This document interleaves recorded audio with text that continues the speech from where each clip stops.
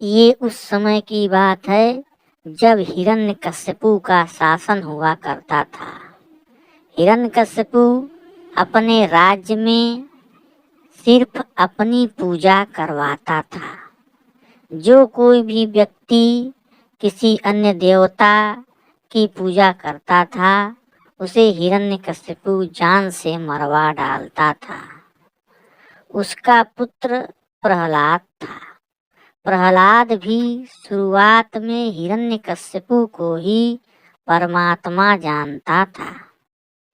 प्रहलाद शिक्षा ग्रहण करने के लिए शहर से बाहर पाठशाला में जाया करता था।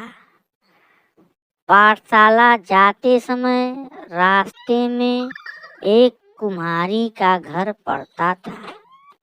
एक बार प्रहलाद पाठशाला जा रहा था।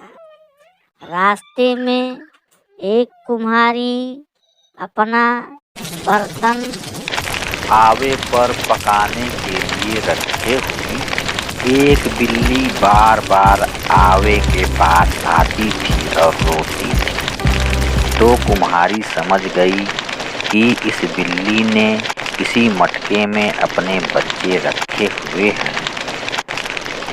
हे परमात्मा, अब इस बिल्ली के बच्चों को कौन बचाएगा? हे परमेश्वर, अब आप ही दया करना। माता, आप इस परमेश्वर की बात कर रही हैं। परमेश्वर तो मेरे पिता हिरण्यकश्यपु हैं। वही इस बिल्ली के बच्चों को बचा सकते हैं। नहीं बेटा, तुम्हारे पिता परमेश्वर नहीं, वो तो केवल एक राजा है। वो इस बिल्ली के बच्चों को नहीं बचा सकते हैं। परमात्मा तो परमेश्वर है, जिसने इस सारे संसार को बनाया है।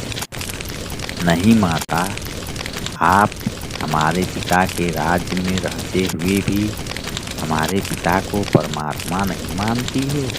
अगर हमारे पिता को पता चल जाएगा तो आपको जान से मरवा डालेंगे। नहीं बेटा, तुम्हारे पिताजी केवल एक राजा हैं और इन बिल्ली के बच्चों की रक्षा केवल परमात्मा ही करे।